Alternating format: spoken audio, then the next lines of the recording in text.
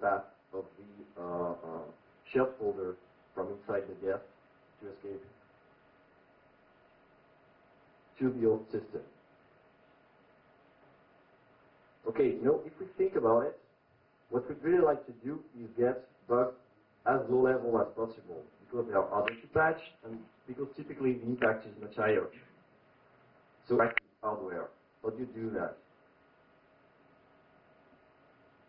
You guys never look for bugs in hardware. Yeah? Yeah.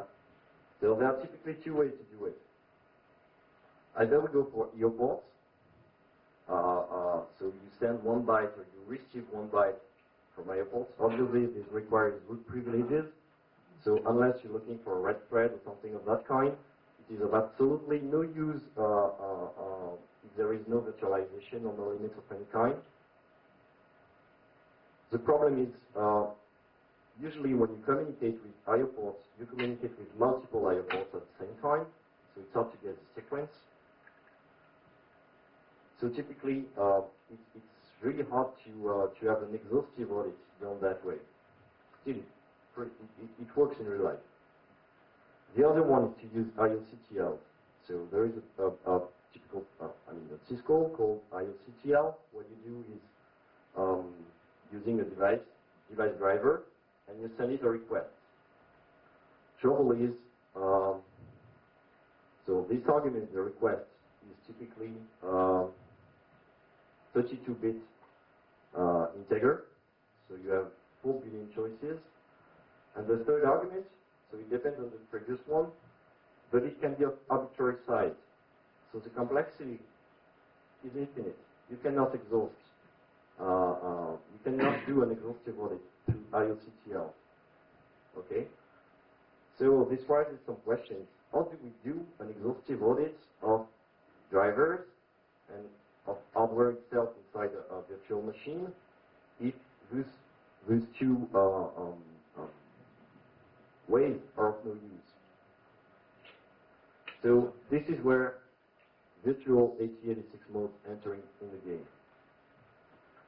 So virtual 8086 mode is nothing new. It was introduced by Intel in 1985, okay, with the 386 processors. Any questions? Oh yeah, by the way, feel free to interrupt me. I keep time at the end of my talk, but if you have questions, just raise your hand or scream or do something, whatever. Okay, so basically, Intel x86 CPUs support 3 modes. There is one additional mode if you're using 64-bit architecture, which is called long mode. But still, you have protected mode, real mode, and system management mode. So what's protected mode? Yeah, it's written, so you guys can help. Protected mode is typically the mode most of you guys are using every day. When you have an application running inside your Linux or Windows or whatever, it's typically running in 32-bit protected mode, which means you have paging and you have segmentation, right? Real mode is typically the mode which is used at boot time by the CPU. By default, it's starting in real mode. It has segmentation, but it has no paging, and it's also using 16-bit addressing. Okay, so much like in the way I explained before, you have a segment selector and an offset, and this gives you a virtual 20-bit register to address memory.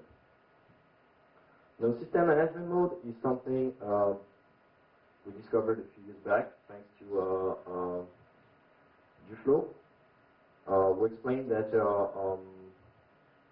under certain conditions, the CPU can switch to a particular mode, which is a sort of debugging mode, which is very laxist in terms of permission. So the good thing, okay, so virtual 8086 mode is actually an emulation of old 8086 CPUs which is actually running on top of real mode. The good thing about real mode and virtual mode is that we have direct access to the hardware. Anybody has been doing old school MS-DOS programming or 16-bit programming at all?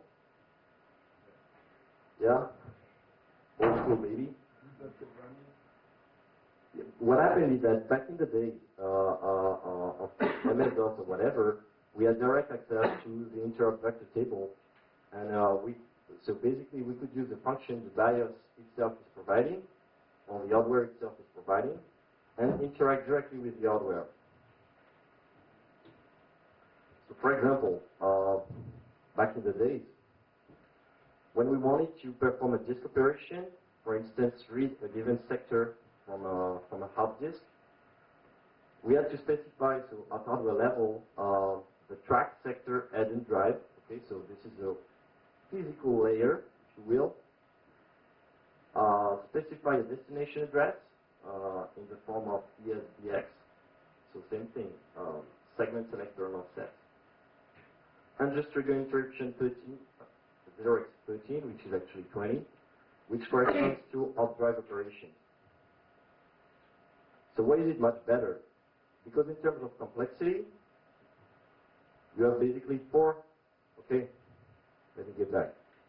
You have basically four registers you can use as parameters, which give you a complexity of something around 10 power 19, which is still huge, which is much better than the infinite complexity we had with IOCTL, for instance.